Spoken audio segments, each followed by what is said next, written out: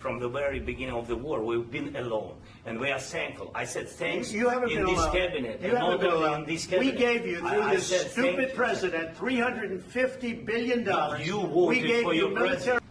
He occupied our parts, big parts of Ukraine, part of East and Crimea. So he occupied it on 2014. So during a lot of years, so I'm not speaking about just Biden, but those time was Obama, then President Obama, then President Trump, then President Biden, now President Trump, and God bless, now President Trump will stop him. But during 2014, nobody stopped him. He just occupied and took. He killed people. You know what the contact 2015. 2014. 2014 and 2014. Yeah. So I was not here. Yeah, but that's exactly right. Yes, but during 2014 till 2022, yeah, the situation the same. The people have been dying on the contact line. Nobody stopped him.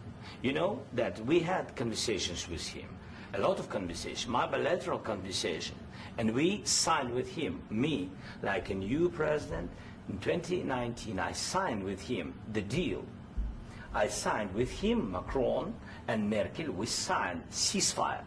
Ceasefire. All of them told me that he will never go. We signed with him with gas contract. Gas contract. Yes, but after that, he broken this ceasefire. He killed our people and he didn't exchange prisoners. We signed the exchange of prisoners, but he didn't do it. What kind of diplomacy, JD, you are speaking about? What do you mean? I'm talking about the kind of diplomacy that's going to end the destruction of your country. Yes, but if you Mr. President, with respect, I think it's disrespectful for you to come into the Oval Office and try to litigate this in front of the American media. Right now, you guys are going around and forcing conscripts to the front lines because you have manpower problems. You should be thanking the President for trying to bring an end to this conflict. Have you ever been to Ukraine that you say what problems we have? I have been to. Count once. I've actually watched and seen the stories, and I know what happens is you bring them on a propaganda tour, Mr. President. Do you disagree that you've had problems bringing people into your military? And do you think that it's respectful to come to the Oval Office of the United States of America and attack the administration that is trying to prevent the destruction of your country? A lot of questions. Let's start from the beginning. Sure. First of all, during the war, everybody has problems, even you, but you have nice ocean and don't feel now, but you will feel it in the future. God bless. You don't know that. God bless. You God bless. You will not have war. Don't tell us what we're going to feel. We're trying to solve a problem. Don't tell us what we're going to feel. I'm not telling you. Because you're in no position to dictate that. That's exactly what Remember you're this. doing. You're in no position to dictate what we're going to feel. We're going to feel very good. You will feel influence. We're going to feel very good and very strong. You will feel influence. You're right now not in a very good position. You've allowed yourself to be in a very bad position, and he happens to be right about it. From the very beginning of the war. You're not in a good position. You don't have the cards. cards right now. With us, you start having not cards. Playing cards. Right now, you don't. You're playing cards. You're playing cards. Serious. You're gambling with the lives of millions of people. You're gambling with World War III. You're gambling with World War III. And what you're doing is very disrespectful to the country, this country. That's back to you. Far more than a lot of people said they should have. Have you said thank you once? This A lot entire of meeting? times. No, in this Even entire meeting, today. have you said thank Even you? today. You went to Pennsylvania and campaigned for the opposition in October. Offer some words of appreciation for the United States of America and the president who's trying to save your country. Please, you think that if you will speak very loudly about the war, you He's can... not speaking loudly. He's not speaking loudly. Your country's in big trouble. Can I Wait a answer? minute. No. You've done a lot of talking. Your country is in big trouble. I know. You're not winning. You're not winning this. You have a damn good chance of coming out okay because of us. Mr. President, we are staying in our country, staying strong from the very beginning of the war. We've been alone, and we are thankful. I said thanks you haven't in been this alone. cabinet. You haven't been alone. In this cabinet. We gave you, through I this said stupid president, $350 billion.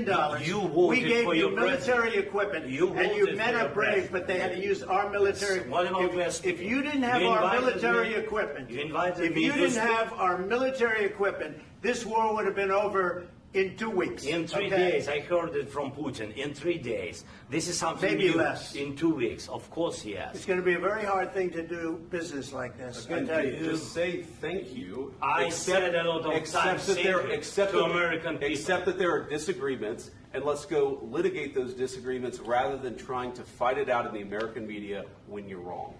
We know that you're wrong. But you see, I think it's good for the American people to see what's going on. I understand, sir. I think it's very important. That's why I kept this going so long. You have to be thankful. You don't have the cards. You're buried there. Your people are dying. You're running low on soldiers. Listen, you're running low on soldiers. It would be a damn good thing. And then you tell us, I don't want a ceasefire. I don't want a ceasefire. I want to go and I want this. Look. If you could get a ceasefire right now, I tell you, you'd take it so the bullets stop flying and your men stop getting killed. Of course, we want to stop the war. But you're saying you don't want a ceasefire. But I said to you, I want a ceasefire. With guarantees. Because you'll get a ceasefire faster than an agreement. Ask our people about ceasefire, what they think. That wasn't with me. For you that wasn't with me. That was with a guy named Biden who was not a smart person. That was with Obama. It was your president. Excuse me. That was with Obama, who gave you sheets, and I gave you javelins. Yes. I gave you the javelins to take out all those tanks. Obama gave you sheets.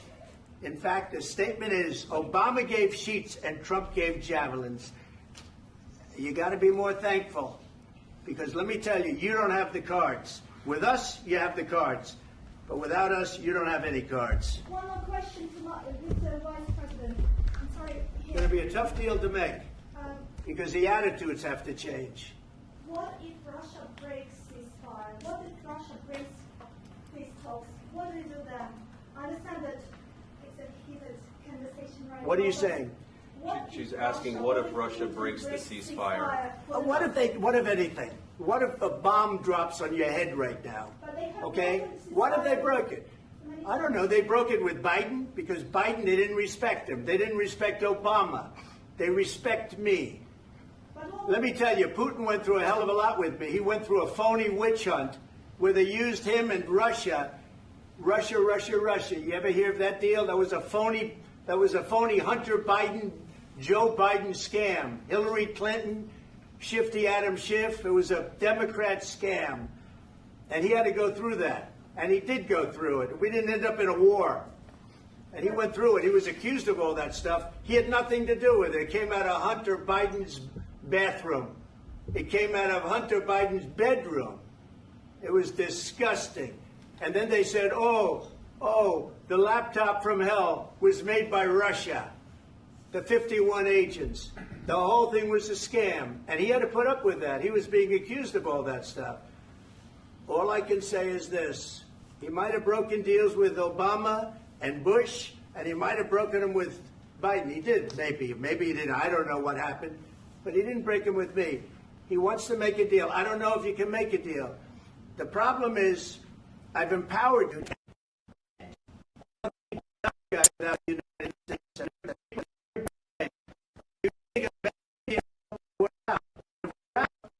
You'll fight it out. I don't think it's going to be pretty, but you'll fight it out. But you don't have the cards. But once we sign that deal, you're in a much better position. But you're not acting at all thankful. And that's not a nice thing. I'll be honest, that's not a nice thing. All right.